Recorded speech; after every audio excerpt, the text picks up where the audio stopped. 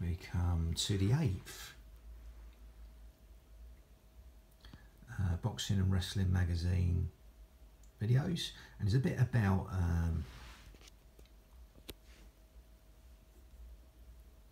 Henry Armstrong, cracking champion, had 3 titles at the same time in different weight divisions, simultaneously defended them as well.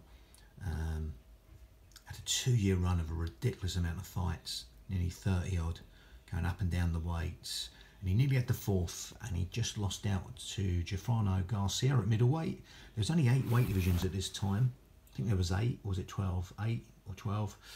But yeah, and he was very unlucky not to get that 4th title simultaneously. But he dug in a few low blows, apparently, the referee thought, and he didn't get that decision. But this article is about, at the end of his days, when Fritzy Zivic sort of really put a number on him. And it says there, stern promise made by a young kid who was Sugar Ray Robinson. I think he was on the undercard, or he was in the audience. He was on the undercard, I'm sure he was. And he got Fritzy back years later for that. But again, when he fought Fritzy, Sugar Ray Robinson, he said he learnt the most against Fritzy Zivic. There it is. He knew every trick in the book. He said he learnt the most from Fritzy, more than anyone, near enough. Ger van Herden, South African fighter.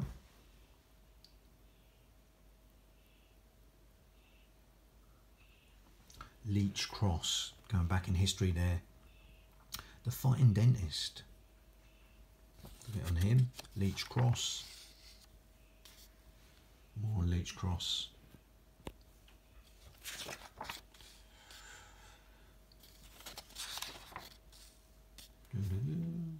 We got Vic Andretti. Again. A bit about Wally Swift there. Vic Andretti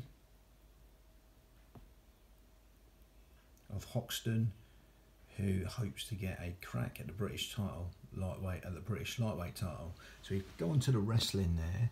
So a bit about Mark Harmon, Dory Funk Jr. and Lou Thez, and the Bruiser Ramon Tours, and Big Jim Grabmeyer. Good name for a wrestler. So Mike Harmon, the man from Sudan, they say here, from Nuba Desert, takes a wrestler who looks like Lawrence Arabia. His name was Mike Harmon.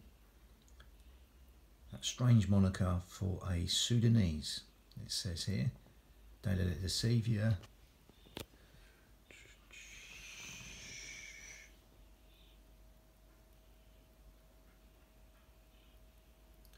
Bit of Mark Harmon, shall I say. The neighbourhood kids there.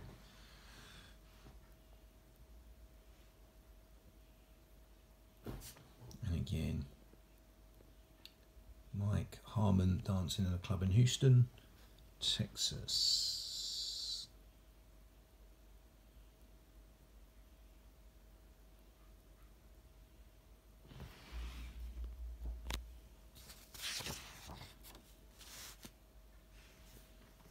So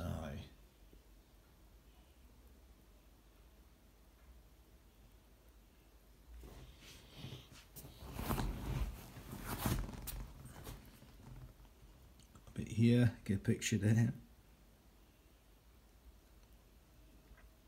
There's finger pokes and head cranks going off. And Jerry Miller.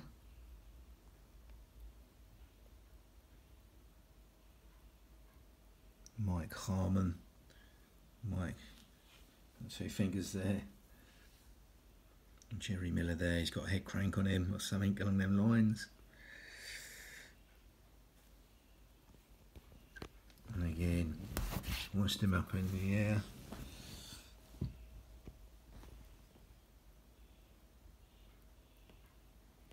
Again, strategy says here, a lesson for the junior. So good old picture there. Got a hammerlock behind his head. He's grabbing his near ear. And again, it says a strategy session at the Flying Mare Ranch seemed to be paying off for Dory Funk Jr. But there was something his dad hadn't told him about Lou Thez. Lou Thez. Says champion Lou Thez there, trying to free himself from a painful hammerlock with a flying mare. Now, flying mare in the real wrestling world was like a hip throw, or you know, more like a Ippon Sainagi from judo with no gi. But again, good exhibition stuff going on there. Lou Thez said he was plagued funk.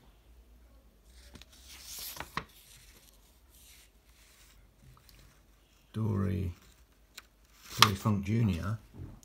plagued him with hammerlocks all the way through.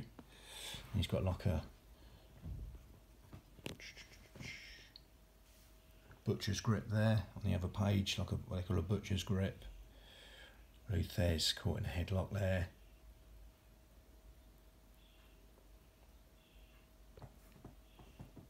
Maybe trying to throw with a headlock, bulldog throw or something.